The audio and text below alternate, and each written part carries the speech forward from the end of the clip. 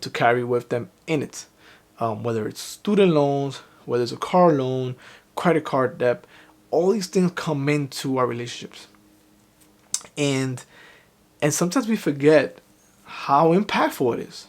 So I was realizing about today. I was really thinking about that. Like, wow, in relationships, our personal finances play a huge role in our partners' lives, right? And how we deal with our personal finances, excuse me, really affects our partners. Um,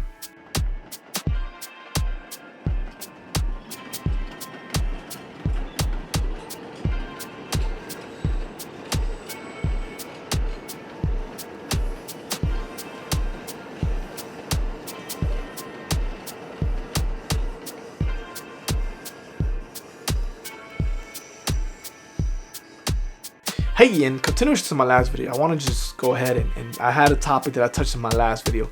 I didn't want to make it big enough because I already had another topic going, but I really want to jump on real quick and being a millennial, I want to go back to the topic of our generation. Millennial generation is totally different from our parents' generations, right? And one thing that has changed, that I feel that has changed a lot, and I've kind of, I think I've met a lot of my friends that are in the same situation, and that is personal finances and relationships.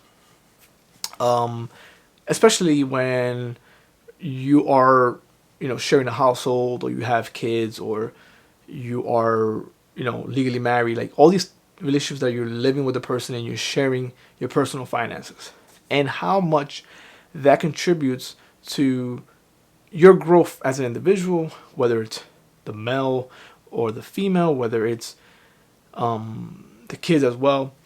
But there is definitely um, articles that I've read, and I could post them there for you if you want, on the most important thing in relationships, to be honest, or one of the most not important, but one of the biggest downfalls, one of the number one things why relationships kind of fall apart is finances, right? And and that can very well be because I think as my generation, millennials, we were faced with different obstacles, right? Um, if you're a millennial, you probably have student loans for the most part, and you had to manage that, from then buying your home, then buying a car, then all these accumulations of all these things where you accumulate all this debt, and now you had to manage it. And a lot of us thought it would be easy, right? We thought it would be like a cake and a walk in the park. And unfortunately, we've been dealt the cards that are was a lot harder than what I thought. From my personal example, I didn't know student loans were going to be as taxing as they were going to be, right? I figured I get a great job, come out of school, and I'll pay it off within the next couple of years. No more than 2 or 3 years, depending. Especially, I'm gonna be caking up, making a lot of money. For me, $50,000 was nothing. And now, so that I thought, right? Real world evidence, came out of school, uh, couldn't find a job that was in that particular area. Found out that the degree was actually not really worth that much. I could have just probably gone and worked for a company and worked my way up there. But I didn't have the experience. So 6 months out, student loans started charging me, as you saw in my last videos. And I realized that, I have believed something that was not true. Um, so I believed that I would be sold this if I took that road. And as we are finding out today, a lot of colleges are needed for a lot of specialties, but for a lot of the jobs, college degrees are not needed. I'm not saying college is not good, but a lot of the degrees are not needed for colleges. So, sorry, not for the works that I've gone to. Me personally, I've gone to companies, and I've kind of worked in lower level jobs. And what I've tried to go for the higher level jobs, and I would ask them, listen, I have a degree in something a little bit different, but I have my bachelor's in my degree.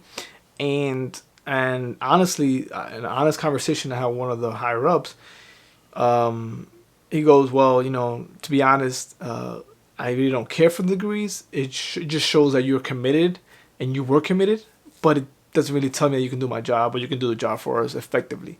We would most want to see is experience. And right there, I got smacked in the face and I realized that although it's great to go and you learn some friends, you make friends, you do whatever, but college degree wasn't my road to success. But that being said, when it comes to relationships,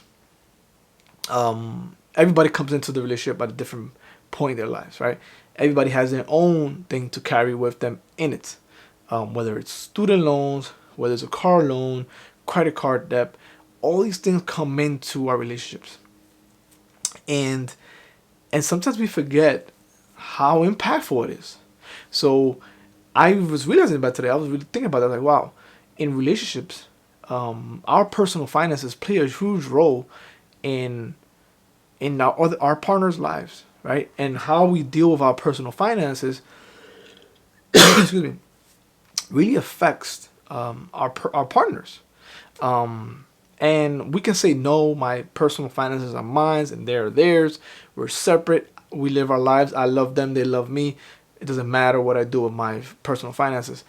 And I think for the most part, in the beginning, yes, it might be true. It might be okay with it because at the end of the day, you guys are just dating. Like, whatever you do with your money is yours.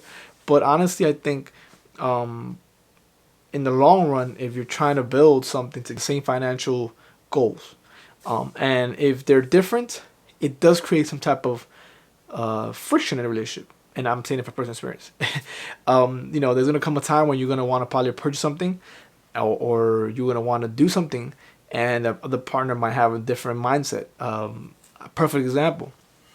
You might want to buy, let's say, you're tired of driving, you're tired of walking, you're tired of taking a bike, etc. You want to buy a vehicle. And you want to go and purchase a new vehicle. Your partner might not want to do that. Your partner might say, let's go and purchase a house, etc. So two different financial goals. And you're going to need two different type of approaches. And sometimes, depending on the situation, a lot of people can do it, but not everybody can do both at one time. Sometimes you take a first step and then you take the next one. And from most personal experience that I've experienced, and also from the financial aspects that I've learned about, buying your first home makes a little bit more sense than buying your brand new car in the beginning, right? Doesn't mean you're never gonna buy a brand new car, but you most likely go for the home first because the home, for some type of it, some type of aspect of it, is considered more of an investment than a car, right? And that's a whole nother video, but most likely you're gonna go for a home first. But personally, the person might say, "Listen, I'm tired of walking. I'm tired of commuting on this, especially New York City, public transportation. I want to buy my own vehicle," and that might be their priority. And then your partner might say, "No, listen, I want to have my own place. I want to have my own space. I want to be able to grow old in some type of house, and I want to live there for 30 years. I don't want to have to be moving around, looking for rents, dealing with landlords, blah blah blah. I want to have my own crib, or house." And it's both very reasonable ideas and approaches, and I don't think anybody's right or wrong, but they're different goals. A lot of people can do both, right? If you have a great paying income and you're both doing great, then kudos to you. But if most likely you're the average millennials, you're doing either or, right? So you're going towards either that or this, right? And you're choosing. So from the relationship part, you have to know how to compromise and learn what is best for each other and what matters to each individual. And what you do with that's up on you. That depends on, everybody's different. But I think those things like that kind of speak for how the relationship plays out, because if you're living together, if you're sharing the household, most of the decisions are going to be on a joint basis, right? And from what I used to work with my clients when I was in the banking industry, all of my clients, whether they were male or female, every decision that they were going to make, they would say, "I'm going to go back and speak it with my spouse or partner." And then they would come back to me. So it wasn't never finalized by their end. in a great, I think, a good communicated relationship, it's always a mutual decisions. It's not just one person making decisions. It's always, what do you feel? How can we move forward? How do we do this? And it's always done on a mutual basis. So that being said, personal finance is one of the most important things because your habits and your way of dealing with your own personal finance affects your partner. So if the decision is going to be made and you're the one that's causing this decision not to be made, or not being able to, or not letting them make it because of the way you're going about with your personal finances, it has to be a mutual understanding. So if anything, if you're gonna fix your personal finances, if you don't want to do it for yourself, do it for your partner, and look at it as kind of like a beneficial situation, not for you just yourself, but for your partner, because now you're both on, taking care of yourselves. Um, I love and I believe in taking self love and self care. I believe that everybody takes care of themselves in their own way. Some people love to meditate. Some people love to walk. Some people like to vacation. Some people like to um, go out for a night in the restaurant. Everybody has their own way of soothing themselves, and that's okay. But another way of self care and self love is taking care of your personal finances and your health in all categories of life, and that means personal finances, your health, and of course physical health and mental health. These three topics your partner can't do for you, right? Yes, you're gonna help. They're gonna help you. They're gonna be there for you, but it's a lot more of easier process if you both take care of yourself on that aspect, and you come together and you help each other. It just can't be on one person, and I think that's the way. Uh, Growing up, my parents, or my mom's generation, everything was, as far as like the personal finances, was on the men, and the men were the ones that were in charge of these things, and the female was just there to like just take care of the household duties, which was a lot, right? Taking care of the kids, cleaning the house, doing the homework, making sure they're going to the doctors, the appointments, dentist. Um, it's my mom did a lot. All our moms did a lot of work, maybe more than our fathers did. I'm not saying our fathers didn't work hard, but it was a joint situation. Both of them working hard. But now we're faced with a situation where the woman in our generation, the millennials, we have equal rights as far as the workplace. They're more powerful. Um, you women are making great salaries. You're making some women are making more than men in some relationships. That's a new article that came out as well, uh, and that's okay. But I always say it takes two. So in a relationship, it's all great. You love your person. You guys love each other. That's great. But you also have to be able to sit down and see each other for what you guys are, and sit down and discuss the hard truths, or the hard, I always say numbers, um, because it's a part of our lives, and unfortunately, we can kind of diminish it. We can think it doesn't matter. We don't really care for that. We only want to focus on ourselves, on our relationship, but it's going to be a part of our lives for a long time, probably for most of it. So I think those that can kind of really sit down and really um, be transparent as far as talking about their personal finances with their partner, um, are the ones that are kind of, I think, succeed the most, because uh, being that finances is the number one issue why couples and fight, argue, is most likely due to communication, and also understanding that we all different. Um, excuse me, you're never gonna really get like, you know, they have different categories of people, right? So you're never really gonna get two, uh, like one person that spends and one person that saves.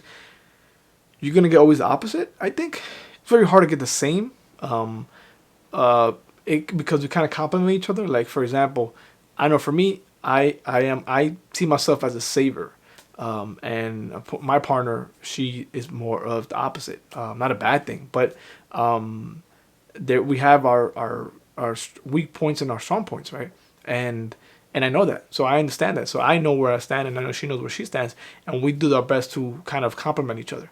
But I can't force or understand that everybody's like me, or we have the same ideals, or the same actions or behaviors, because depending on how you grew up, right? It's a great way also to understand that how each of your partners or uh, partners or spouses or whatever situation were raised. There was a great book that I read. It's called Secrets of a Millionaire, and and although the title is great, but it's not about being a millionaire. It's about the concepts of money and everything else that we talk about here. But he talks about in that book how the way he grew up and the way his partner grew up, they both had different beliefs and different concepts of money, and and it was most likely because it was most of the behavior was because of the way they grew up. Like he grew up in a situation where obviously poor household, working class, they didn't really have much, and then his partner grew up in the opposite, in excess, and she got whatever she wanted, and parents bought her whatever she needed, so she never really had that. I would say she never had the control or need for saving, because she was never in lack, and he was, so he had a different approach, and he was always more conscientious of his spending and understanding and saving and investing and doing things with his money, because he knew that he didn't come from much, so he felt like he learned a lot more. He felt like he had to in a way kind of, I guess, be more savvy with his money, and it caused a little bit of a issue, because the way they viewed their finances. So I really wanted to make this video because I know a lot of you watching our relationships or living with someone, or even most likely married, whatever it may be, whatever the situation is. And sometimes we often overlook that, right? We always think that it's all about our personal finances, only us. But at the end of the day, if you're sharing a house with somebody, it's also how they're also managing their personal finances, because you both are in a way supporting each other. So what you do with your personal finances affects your partner, and what they do with their personal finances affects you. Either way, you want to say it doesn't, go ahead, and kudos to you. But most likely, even if you have separate accounts, you're doing your things separately, that's great.